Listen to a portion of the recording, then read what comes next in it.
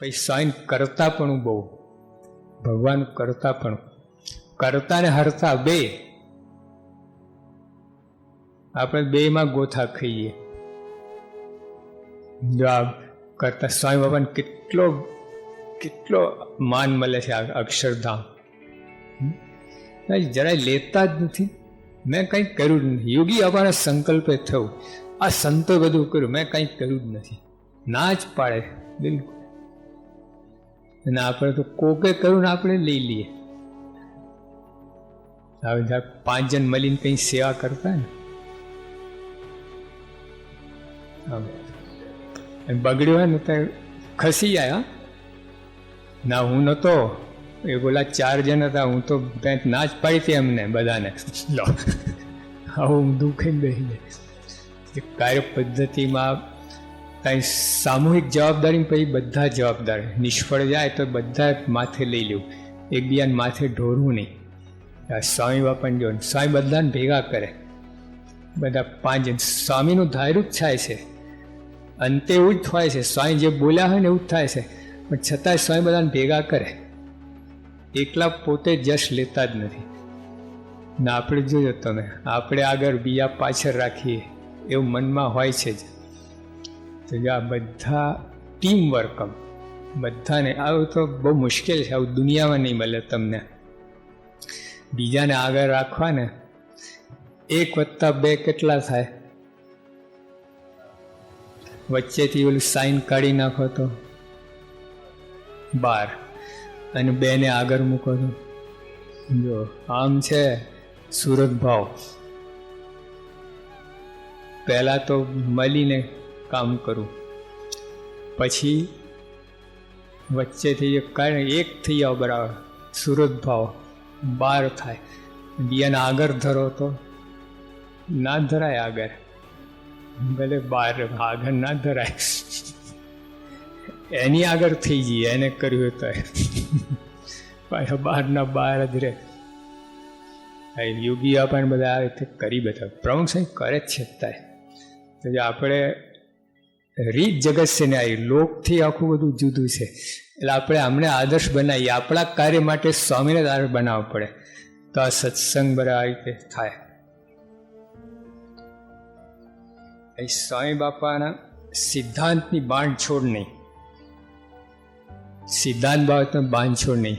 આપણે સ્વામી બાપા ત્યાં ઉતર્યા, ભાનુભાઈ એલિકોનવાળા છે ને વિદ્યાનગર, ત્યાં ઉતરેલા.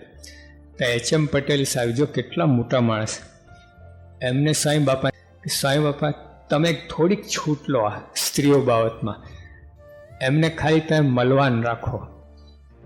આમ સ્પર્શ પણ નહીં, પણ ખાલી એમ મૌખિક કંઈ એને જસમાન કે એવું કંઈ કહેવું હોય એટલું બધું રાખો ને તો ઘણું સંતોષ થાય ને, સત્સંગ બહુ વધે.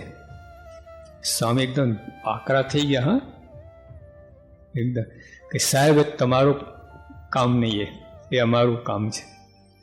આ નિયમ પરાવન છે ને, એ અમારી ફરજ છે, અમારી ડ્યુટી છે. તમે માથું ના મારો. સ્વામી કહે કે જો સત્સંગ વધવા તો વધે, ના તો ના વધે. અમે ખૂણામાં બેસીને ભજન કરીશું, પણ નિયમ તોડીને સત્સંગ નથી વધારવો. જો કેટલી દળતા છે. આપણે આવું થાય તો હો જાય, વાંધો નહીં. હવે સત્સંગ વધે છે ને, એ સત્સંગ વધુ ના કહેવાય. એ ગડબડ ગોટા, ડાકોરના ગોટા આવે છે ને, એવું થાય. પછી કોઈ સ્વામી બાબા ભગવાન તો કઈ જુએ, ધૂળ કાઢી નાખે. હા, ભગવાન રહ્યા છે બરાબર, ભગવાન નથી. નિષ્કાળ સાહેબ લખ્યું ને, સંત સ્વયં હરી. પણ એ સંત સાહેબ એટલે સ્વામીના અંગમાં બીજું કંઈ છે જ નહીં ભગવાન સિવાય. એટલે બાકી એમને કોઈ ભગવાન કહે ને ધૂળ કાઢી નાખે. એટલા સભાની વચ્ચે જ આમ કોઈ જુએ નહીં કોણ મોટો નાનો, એકદમ આકરા થઈને વાત કહી નાખે એમ. એટલે જે સિદ્ધાંત બાબતમાં એ બધું બાંધછોડ નિયમ. પછી આજ સુધી અમે જોયું છે સ્વામી ફરજ ઉપર ગયા છે, અધિકાર ઉપર નહીં. એબ્રાહમ લિંકન પાસે એક વિદ્યાર્થી આવ્યો, એબ્રાહમ લિંકન અમેરિકન થયું ને, ને કોઈ આજથી હું નાગરિક થઈ ગયો છું અમેરિકાનો. તારા પ્રેસિડેન્ટ રાજી થયા, ભેટી પડ્યા ને. તો લોકો ત્યાં રાજી થયા કે હા, તે વખતે કોઈ નાગરિક ના થાય. આજે તો પડાપડી 2 નંબરમાં ઘૂસી જાય છે, તે વખતે કોઈ થાય જ નહીં. એટલા બધા મુશ્કેલી હતી, રોગચાળા હતા, કોઈ રસ્તા કોઈ ઠેકાણા નહીં ખાવા પીવાના. તે વખતે થાય એટલે ભેટ્યા. તો બધા તરત કહ્યું, તો મને કહો કે મારા અમેરિકન નાગરિકે મારા અધિકાર શું? પાછા ઉદાસ થઈ ગયા કે બેટા અધિકારની વાત જવા દે, તું તારા ફરજની વાત પૂછ કે અમેરિકન નાગરિક તરીકે મારી ફરજ શું છે? તો તારા અધિકાર ઢસડાતા છે. આજે પ્રમુખ સમયમાં 101% અનુભવ આવે છે. હું 40 વર્ષથી ભેગા છું. સ્વયં ભૂલથી મનમાં સંકલ્પ કર્યો નથી અધિકાર માટે, ફરજ. તો સ્વામીનો પ્રશ્ન પૂછાય કે સ્વામી તને શું થવું ગમે? સ્વામી શું બોલ્યા? 1 સેકન્ડ વિલંબ, ફટાક દે સેવક, ફટ દે. અને સ્વામી જ્યારે ચાદર હોય તે વખતે શું બોલ્યા હતા? આ જ બોલ્યા કે આખી જિંદગી મારે સેવા કરવી છે, તમે જે મારી તક આપી છે. અને તે સ્વામી શું કર્યું હતું? વાસણ ઉટક્યા હતા. જો અધિકારો પણ નહોતા ગયા, ગાદી પર ચડે બેઠા નહોતા આમ હાર તોરા માટે સેવામાં. અને આ શું તમે જુઓ, સ્વાય અધિકારનો કોઈ વિચાર જ નથી આવતો. ફરજ ઉપર જાય તો અધિકાર પાર ઢસડાતા હોય છે. હા, એ અમુકલા કૂતરા ગલુડિયા પાછળ દોડે ને, નહીં તો અધિકાર પાછળ બાપા આગળ. એટલે આપણે પણ કાર્ય કરતા સંતો બધા ફરજ ઉપર જવાનું. અધિકાર નહીં, મરી જશો. અધિકાર જશો ને મર્યા. આ સત્સંગમાં એક કામ જ નહીં. આખી દુનિયાદારી બરાબર છે. દુનિયાદારી આખી દુનિયા બધા અધિકાર છે. રાઇટ્સ ઉપર બધા ગયા છે. જોજો ચારે બાજુ બૂમો, રાઇટ્સની બૂમો પડે છે. પછી સ્વામી ભેગા તો અમુક ગુણ તો એમને મજા આવે. તમે આમ જાણપણ હોય કે ના હોય, એમની ભેગા રહેવાથી એમ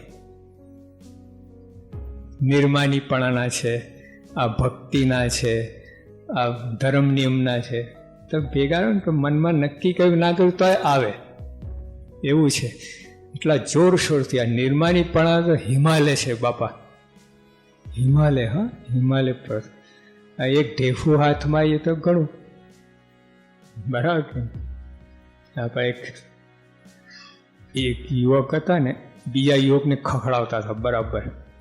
તો આપણે એક સંત બોલ્યા, ઓહો કે શાસ્ત્રીમાં પ્રમુખ જે ચાદર વાળી એમાં તો એક દોરો તારા હાથમાં આવી ગયો લાગે. શાસ્ત્રીમાં પ્રમુખ ચાદર વળાવીને એમાંથી એક દોરો તારા હાથમાં આવી ગયો લાગે છે. આટલું ગરમ થાય ને રોપ કરે છે. તો આખી ચાદર વળાવી શું થાય? મારી જ નાખે ને તોલ તપાટ મારી. એટલે આપણું આ જીરવું છે ને બહુ કઠિન છે.